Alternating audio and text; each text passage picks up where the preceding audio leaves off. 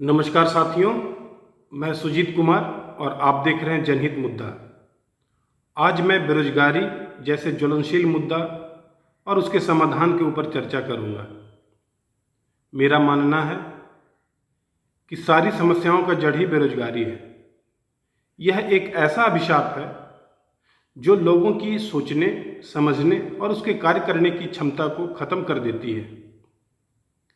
वर्तमान समय में भारत में बेरोजगारी दर लगभग 7.5% है, जो कि कोरोना काल के बाद भयावह स्थिति उत्पन्न किए हुए है। ऐसा प्रतीत होता है कि सारी समस्याएं ही बेरोजगारी में निहित है।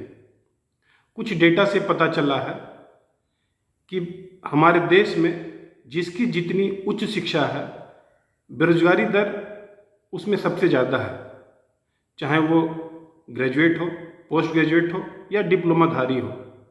वहाँ बेरोजगारों की संख्या सबसे ज़्यादा देखने को मिलती है। एक आंकड़ा के मुताबिक सबसे ज़्यादा बेरोजगार युवक वो हैं जिसकी उम्र सीमा 20 से 35 वर्ष है। तो आप समझ सकते हैं कि जिस उम्र में युवा में कार्य करने की क्षमता सबसे ज़्यादा होती है, ऊर्जा और जोश हाई होता है, उस उम्र में भारत के लोग सरकारी नौकरी की तलाश में तैयारी कर रहे होते हैं। इसमें गलती किसकी है, यह विश्लेषण का विषय है। हमारे देश में वर्तमान समय में लगभग 12 करोड़ की आबादी बेरोजगारी का दंश झेल रही है। यह आंकड़ा आपके अनुसार क्या होगा, इसमें हकीकत क्या है, यह आपसे बेहतर कोई नहीं जान सकता है। एक सर्वे के अनुसार हमारे यहाँ विद्यार्थी मैट्रिक एवं इंटर करने के पश्चात सरकारी नौकरी की तलाश में बड़े शहरों में पढ़ने के लिए जाते हैं और तब तक पढ़ते हैं जब तक कि उनकी सरकारी नौकरी के लिए उनकी उम्र सीमा खत्म नहीं हो जाती है। तो आप समझ सकते हैं कि युवा अपने समय का कितना नुकसान करते हैं। इसमें कुछ लोग सफल होते हैं, परंतु असफल विद्यार्थियों का प्रतिशत दर ज़्यादा है, क्योंकि उतना सरकारी नौकरी है ही नहीं जिस अनुपात में वो तैयारी करते हैं। अब समझने की बात यह है कि इसमें गलती किसकी है और उसका नुकसान किसका हुआ, उस बेरोजगार युवक का या उनके परिवार का या हमारे देश और समाज का।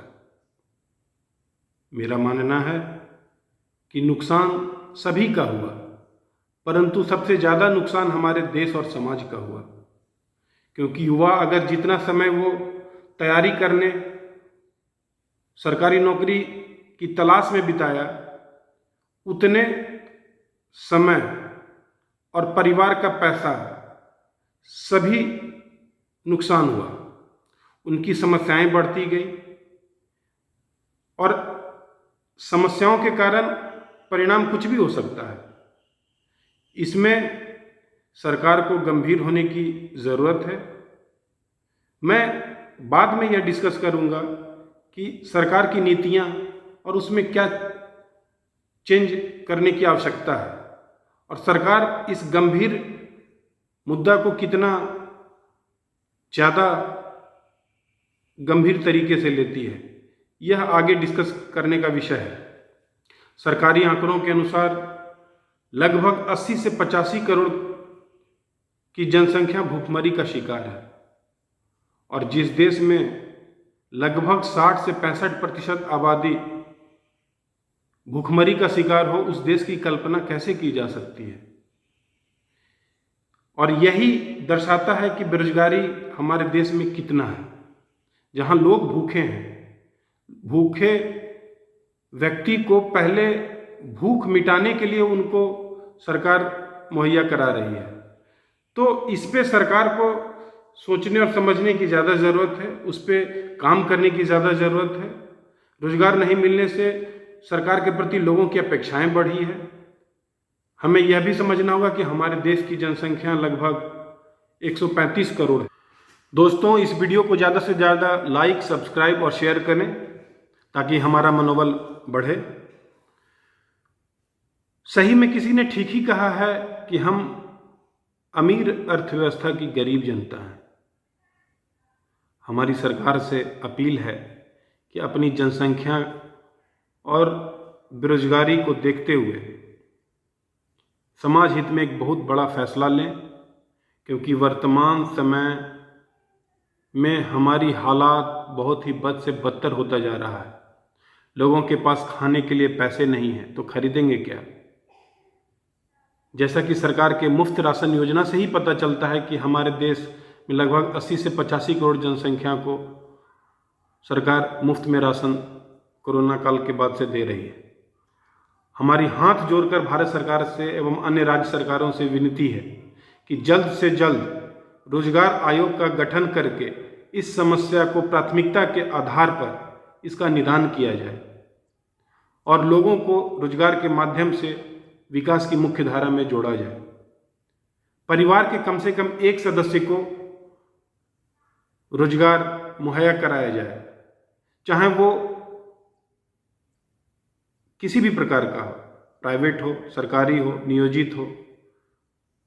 कम से कम एक परिवार के एक सदस्य को नौकरी दिया जाए, जिससे कि उनका परिवार खुशहाल हो सके।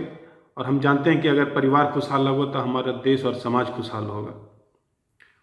उसके अंदर परचेजिंग पावर बढ़ेगा, बिजली, पानी इत्यादि सारी सुविधाओं को वो पैसे से खरीद कर अपना जीवन निर्वहन करेंगे। सरकार के ऊपर निर्भर नहीं रहना पड़ेगा और इससे मुफ्तखोरी भी खत्म होगा। तो सरकार को अगर अपने बजट में कटौती भी करना पड़े तो इस समस्या का जल्द से जल्द निदान करे और कम से कम परिवार के एक सदस्य को नौकरी के लिए इसके ऊपर सरकार काम करे। अंत में मैं केंद्र एवं सभी राज्य सरकार से पुनः अपील करना चाहूँगा कि जितना जल्दी हो सके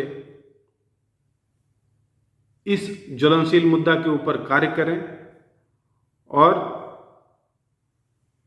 कम से कम हर परिवार के एक सदस्य को रोजगार मुहैया कराने का प्रयास करें। जय हिंद, जय भारत।